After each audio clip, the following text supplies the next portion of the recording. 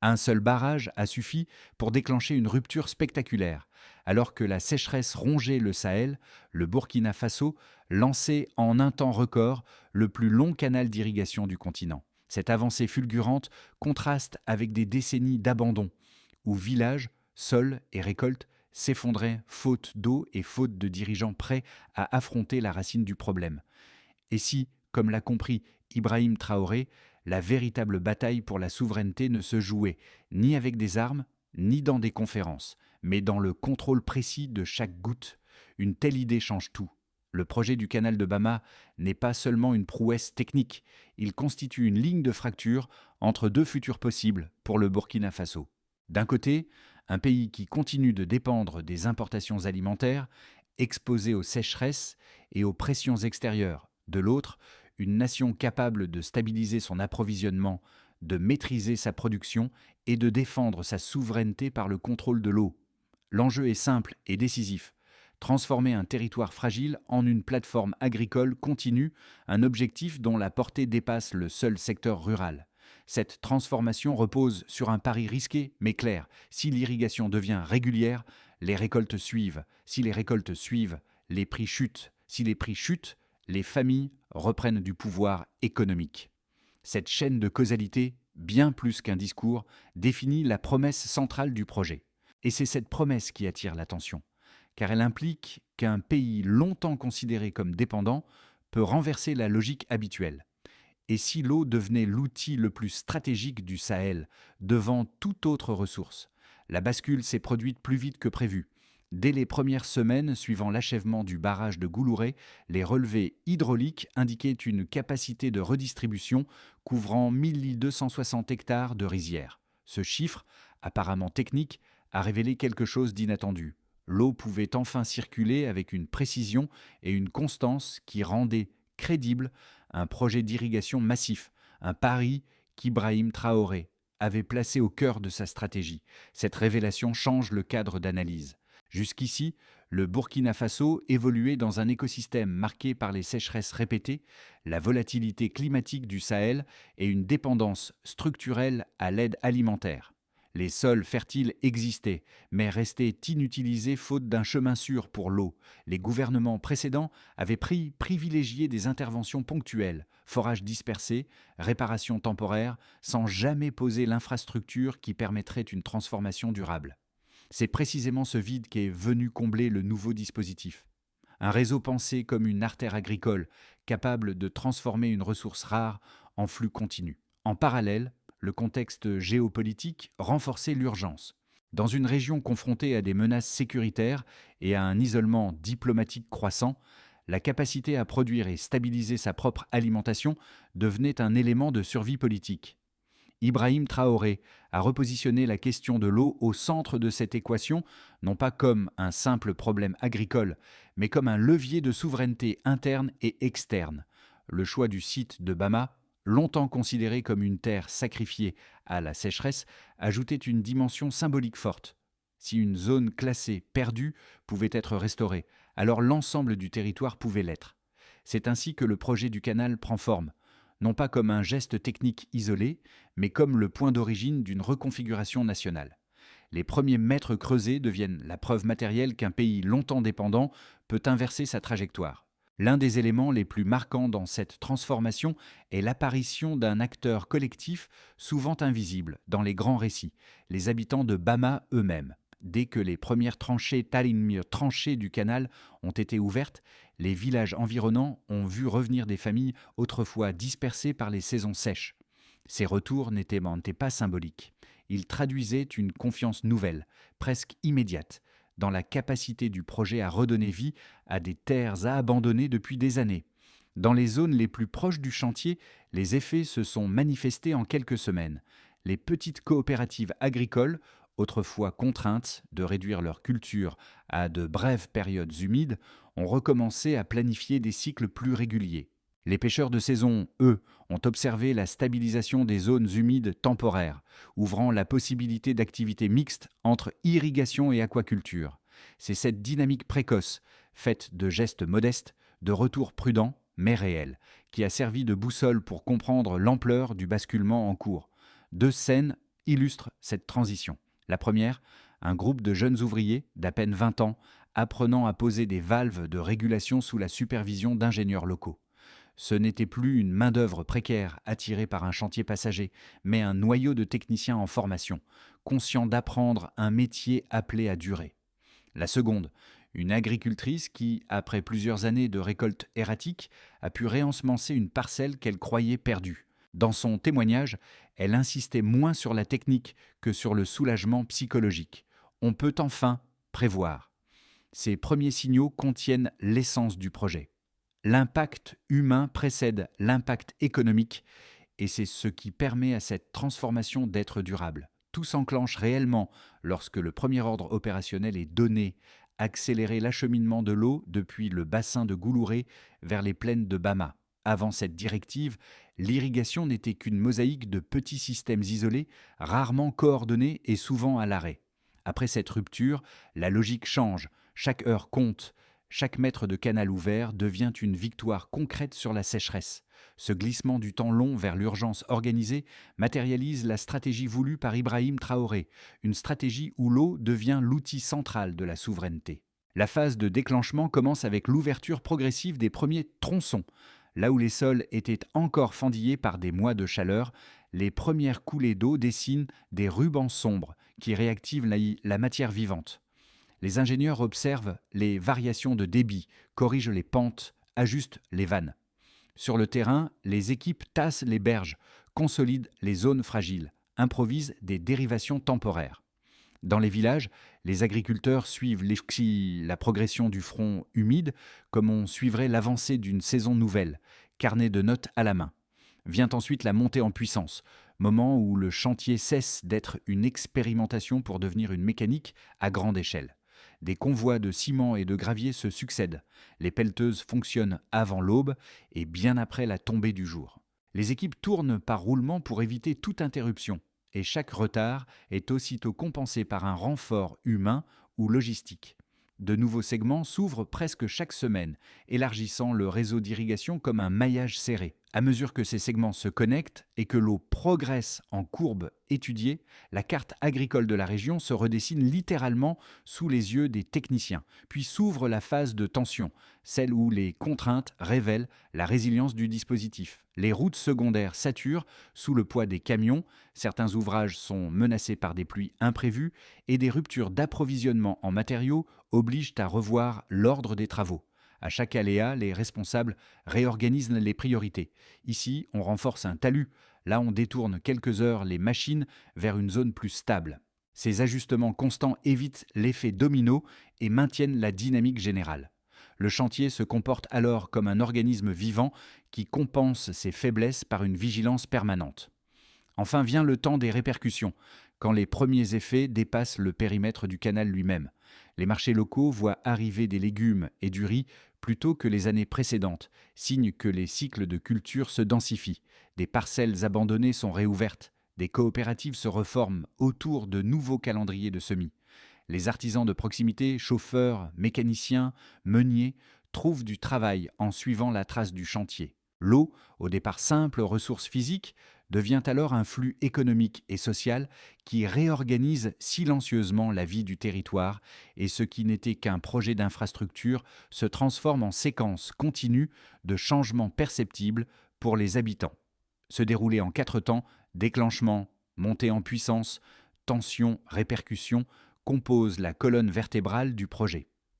Il montre qu'une fois la ressource vitale remise en mouvement, c'est tout un pays qui commence à se réorganiser autour de ce nouveau rythme. La bascule devient mesurable dès l'ouverture complète du premier tronçon du canal. Le débit initial, limité à une fraction de la capacité prévue, atteint rapidement un niveau stable, signe que les pertes en cours de route ont été maîtrisées. Ce passage du débit minimal au débit stabilisé constitue la première preuve tangible de l'efficacité du système, une transition qui confirme l'intuition stratégique d'Ibrahim Traoré, selon laquelle l'eau, une fois disciplinée, devient prévisible. Et la prévisibilité, dans une région marquée par l'incertitude climatique, est déjà une révolution. Ces premiers résultats permettent d'établir une comparaison claire. Auparavant, les cultures dépendaient presque exclusivement de la saison des pluies, avec une fenêtre de productivité très réduite. Désormais, le flux régulier du canal ouvre la possibilité d'un étalement des semis et d'un doublement de certains cycles de culture. Cette simple transition de l'aléatoire vers le planifiable modifie profondément la logique agricole locale. Là où l'on attendait la pluie, on attend le signal hydraulique. Et ce glissement de référentiel change tout. Il réduit les risques, augmente la marge de décision, améliore la résilience économique des petits producteurs. La seconde preuve se manifeste dans la réactivation biologique des sols. Dès que l'eau circule de manière continue, les techniciens observent une transformation progressive, un assouplissement des horizons superficiels, un retour de la microfaune, une capacité accrue de rétention hydrique. Ces phénomènes, bien que discrets, indiquent une régénération lente mais structurelle. Autrefois contraints d'abandonner des parcelles devenues trop dures ou trop pauvres, les agriculteurs redécouvrent des terrains exploitables. L'impact n'est donc pas limité à la surface irriguée, mais s'étend aux sols eux-mêmes, qui deviennent plus productifs au fil des semaines. Troisièmement, le canal a commencé à modifier les comportements des communautés agricoles. Autour des segments déjà alimentés, plusieurs coopératives ont ajusté leur stratégie de semis. Certaines ont introduit des variétés précoces pour tester l'effet de la régularité hydrique, tandis que d'autres ont réorganisé leur calendrier de travail afin de répartir leurs efforts sur une période plus large. Ce changement de rythme, encore timide mais réel, représente un indicateur essentiel. Les populations locales intègrent progressivement l'idée qu'elles ne sont plus contraintes par la même temporalité qu'autrefois. Cette intégration culturelle, passée de la survie à la planification, constitue une preuve qualitative aussi importante que les données hydrauliques. Parallèlement, la disponibilité plus régulière de légumes de saison et de riz commence à influencer les marchés locaux. Là où les arrivages étaient auparavant concentrés sur de courtes périodes, les étals s'approvisionnent désormais de manière plus stable. Cette fluidité nouvelle réduit la pression sur les prix, ce qui soutient directement le pouvoir d'achat des familles. Même sans disposer d'un recul suffisant pour parler d'une transformation macroéconomique, les indicateurs de terrain montrent que l'effet du canal dépasse le seul monde agricole. Il s'inscrit dans l'économie quotidienne, celle que vivent les ménages. Enfin, ces données confirment que la stratégie de départ, stabiliser l'eau pour stabiliser le pays, commence à produire ses premiers résultats. La transition du débit minimal vers le débit stabilisé, la régénération des sols, la réorganisation des cycles agricoles, la fluidité des marchés, autant de signaux qui, ensemble, valident l'approche voulue par Ibrahim Traoré. Les chiffres ne sont encore qu'une base, mais ils indiquent une trajectoire claire où chaque amélioration locale construit un socle national. Deux lectures s'affrontent autour du canal de Bama. La première, portée par certains observateurs prudents, affirme qu'un projet d'irrigation aussi vaste, réalisé dans un contexte sécuritaire tendu et sans appui extérieur, risque de manquer de robustesse. Selon cette position, l'absence de financement international limiterait la durabilité des infrastructures et la rapidité d'exécution, 8 mois fixés comme objectif, pourrait compromettre la qualité technique.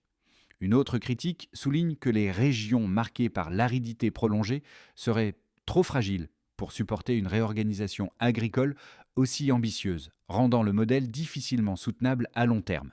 Face à ces réserves, une seconde position défend au contraire la cohérence du projet.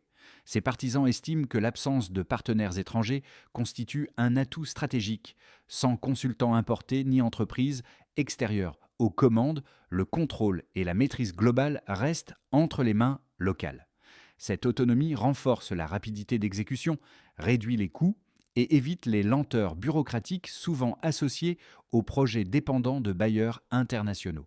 De plus, le fait que l'ensemble du chantier mobilise plus de 2000 travailleurs locaux crée un réservoir de compétences qui garantit la capacité de maintenance future, un point essentiel pour un système d'irrigation complexe. L'argument le plus solide en faveur du projet se trouve toutefois directement dans les données du terrain.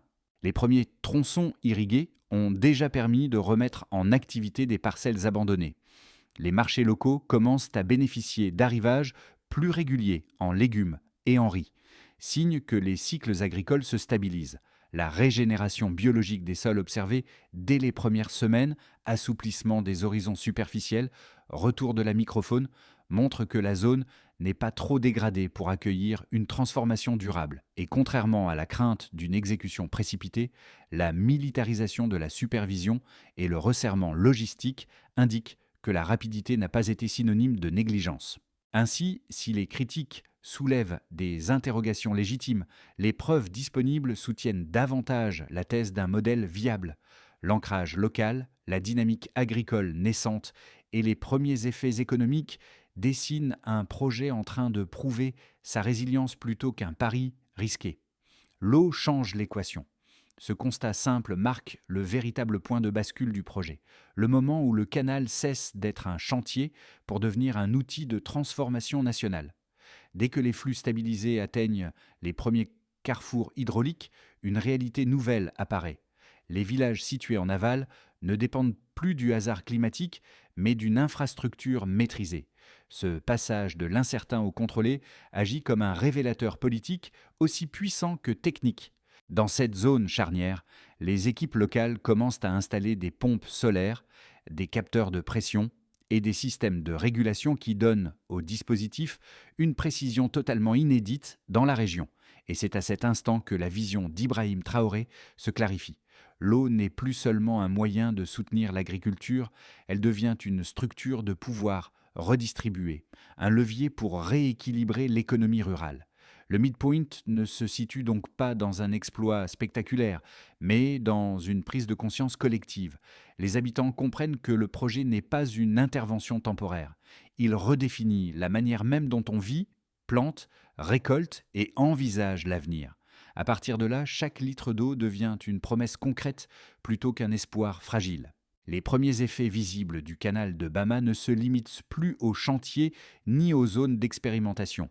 Ils se diffusent désormais dans 4 sphères distinctes de la société burkinabé, chacune transformée selon sa propre logique. Cette diversité d'impact montre que la stratégie voulue par Ibrahim Traoré ne repose pas uniquement sur l'irrigation, mais sur l'idée d'un rééquilibrage global, territorial, économique, social et stratégique. Au niveau national, la stabilisation progressive de la production agricole amorce une réduction de la dépendance aux importations, notamment pour les produits les plus sensibles, comme le riz et certains légumes de base. Les variations de prix, autrefois fortement corrélées aux aléas climatiques ou aux fluctuations internationales, commencent à s'atténuer. Même si les chiffres définitifs ne sont pas encore consolidés, les marchés rapportent une plus grande disponibilité saisonnière, ce qui absorbe une partie des pics inflationnistes. Ce changement reconfigure la politique intérieure. L'alimentation, longtemps élément de vulnérabilité, devient un outil de consolidation sociale. Dans les provinces autour de Bama, l'effet est encore plus immédiat. Les coopératives se réorganisent, certaines rouvrent des parcelles laissées en jachère depuis des années, d'autres testent des variétés à cycle court pour tirer parti du nouvel équilibre hydrique. Les travailleurs recrutés sur le chantier, soudeurs, maçons, mécaniciens, conducteurs, deviennent des relais techniques pour leur communauté. Cette montée en compétences locales se traduit par l'émergence d'un tissu économique capillaire. Ateliers de réparation, transport interne, petits moulins et circuits de distribution qui prolongent l'activité au-delà du périmètre du canal.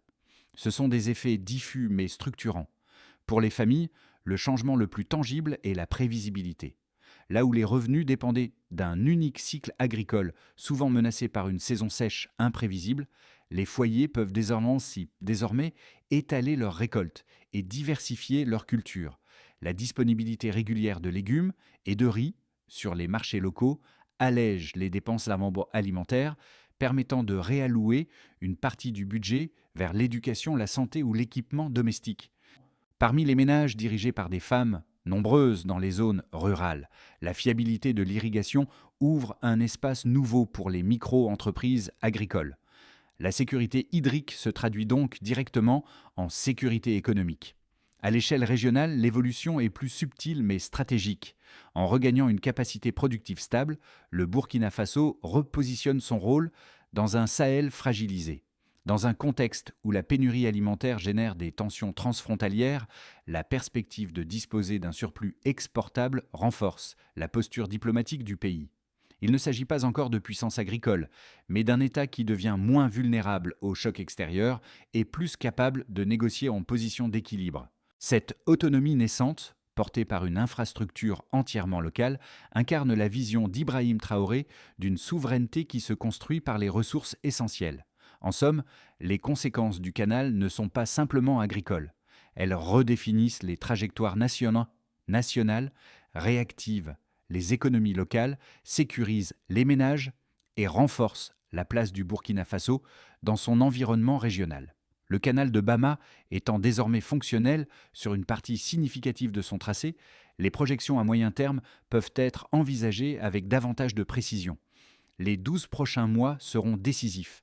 Ils détermineront si le projet s'installe comme un pilier structurel ou s'il reste dépendant de conditions encore fragiles.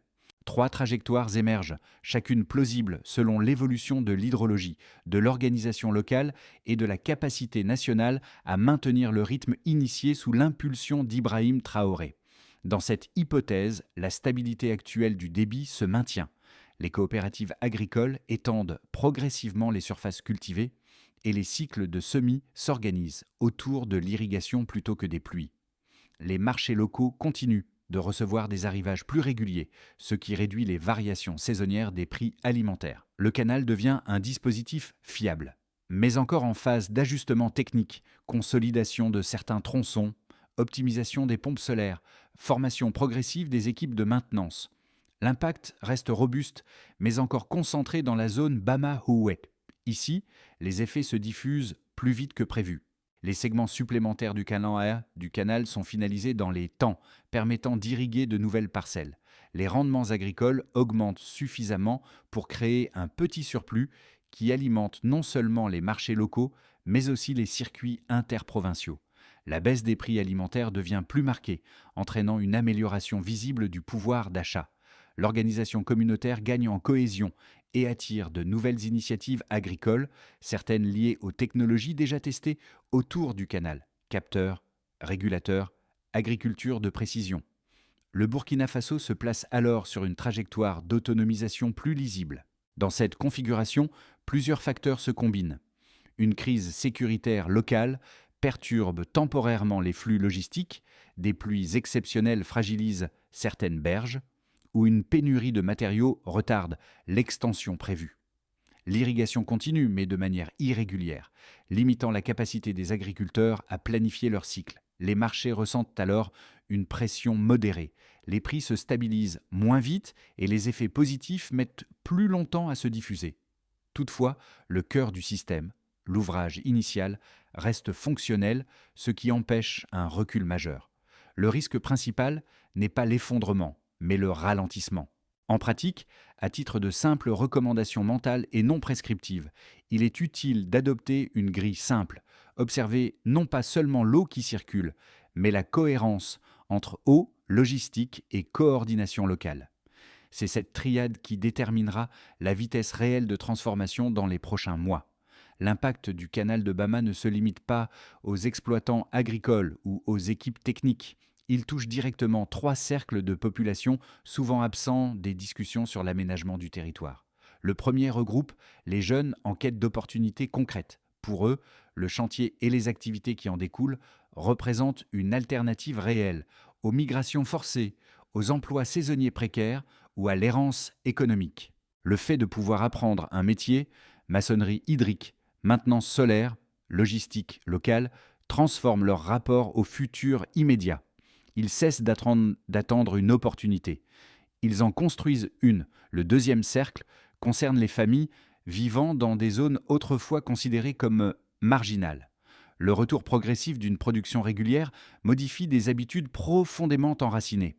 On planifie mieux les dépenses, on évite certaines dettes saisonnières, on rétablit des priorités comme la scolarité ou les soins. La présence régulière de produits frais sur les marchés locaux devient un facteur de stabilité domestique. On ne parle pas encore de prospérité, mais de respiration économique, ce qui, dans des régions confrontées à la pénurie durant des décennies, constitue déjà un changement majeur. Enfin, le troisième cercle touche les artisans, commerçants et petits prestataires, dont le rôle est souvent sous-estimé. Ces acteurs, qui vivent au rythme des flux économiques locaux, voient prédestinés leur activité se densifier. Plus de déplacements, plus de réparations, plus de manutention, plus de petites transactions quotidiennes. Leur dynamisme accrédite l'idée que le canal n'est pas un projet vertical, imposé d'en haut, mais un dispositif qui diffuse ses effets par capillarité à travers tout un écosystème social. Pour chacun de ces groupes, la clé n'est pas l'infrastructure en elle-même, mais la stabilité nouvelle qu'elle introduit dans la vie quotidienne, cette capacité retrouvée à prévoir, organiser, ajuster. La phase qui s'ouvre maintenant dépasse la simple mise en service du canal. Elle exige une organisation structurée pour assurer la continuité, la maintenance et l'expansion du dispositif. La feuille de route s'articule autour de 4 axes concrets, chacun associé à un acteur identifié et à un horizon clair. Ces étapes ne sont pas des prescriptions, mais une lecture ordonnée de ce que le terrain et la logique du projet laissent entrevoir, conformément à l'élan impulsé par Ibrahim Traoré. Le premier axe concerne la maintenance hydraulique. Les équipes locales, déjà formées pendant le chantier, devront être consolidées en unités permanentes, capables de surveiller les débits, de réparer les micro-fuites et d'ajuster les pressions en fonction des saisons. Cette phase pourrait s'organiser sur un cycle mensuel, assurant que le canal reste stable, indépendamment des variations climatiques. Le deuxième axe porte sur la structuration agricole. Les coopératives devront établir des calendriers coordonnés de semis pour éviter les goulots d'étranglement et optimiser l'usage de l'eau. Cela implique de renforcer les liens entre producteurs, transporteurs et marchés. Ces ajustements, réalisés à l'échelle communautaire, pourraient s'étendre sur un trimestre complet. Le troisième axe vise l'extension technologique, capteurs, pompes solaires, régulateurs intelligents. Leur déploiement progressif permettra de stabiliser davantage les flux et d'améliorer la précision de l'irrigation. Ce déploiement technique relèvera surtout des techniciens locaux, accompagnés d'ingénieurs nationaux. Enfin, le quatrième axe concerne la connexion économique, réhabilitation de routes secondaires, installation de petits entrepôts, formalisation des circuits de distribution. Ce travail, piloté par les collectivités locales, assurera que les gains agricoles se convertissent en gains économiques réels. En suivant ces 4 étapes, le canal ne sera pas seulement un ouvrage fonctionnel, mais un système qui s'auto-renforce au fil du temps. Au terme de ce parcours, une image persiste, celle des premiers ouvriers qui, au début du chantier, ajustaient les pierres d'un talus encore fragile. Leurs gestes, simples et précis, symbolisaient déjà ce que le pays entier cherchait à reconstruire, une confiance érodée par des années d'abandon. Aujourd'hui, cette image revient comme un rappel puissant. C'est de ces gestes ordinaires que naît une transformation durable, et c'est exactement ce qu'Ibrahim Traoré a voulu remettre au cœur du projet. On retrouve cette même symbolique dans la manière dont les villages ont recommencé à se rassembler autour des parcelles réhumidifiées. Les familles qui avaient quitté la région reviennent peu à peu, non pas parce qu'on leur a promis une prospérité immédiate, mais parce qu'elles voient chaque jour un signe concret que le territoire peut revivre. Ce retour n'est pas spectaculaire, il est silencieux, progressif, profondément humain. Le canal n'est pas seulement un ouvrage d'ingénierie, c'est un fil conducteur qui relie des aspirations longtemps dispersées. Il rappelle que la souveraineté n'est pas un discours, mais une série de choix tenaces, répétés, assumés. Et dans cette reconstruction lente mais résolue, chacun retrouve une part de sa dignité. Le canal de Bama ouvre plus qu'un nouveau chapitre hydraulique. Il dessine un horizon où chaque habitant retrouve une place dans la construction collective du pays. Et cette transformation, bien que portée par une vision nationale, ne peut prendre tout son sens que si elle est partagée, discutée, appropriée par celles et ceux qui en vivent déjà les premiers effets. C'est dans cet échange entre villages, villes, artisans, familles, jeunes et anciens, que naît une compréhension plus fine de ce que peut devenir le Burkina Faso lorsque l'eau circule avec régularité. C'est pourquoi votre regard, vos questions et vos expériences comptent réellement. Les projets de cette ampleur ne se renforcent pas seulement par la technique, mais par la conversation qu'ils suscitent. Comment percevez-vous cette transformation ? Quels changements observez-vous autour de vous ou dans votre propre manière d'imaginer l'avenir agricole et social du pays ? Si ces réflexions vous parlent, vous pouvez poursuivre l'exploration, partager votre point de vue ou approfondir les enjeux qui vous intéressent. Chaque voix ajoute une nuance utile au récit collectif.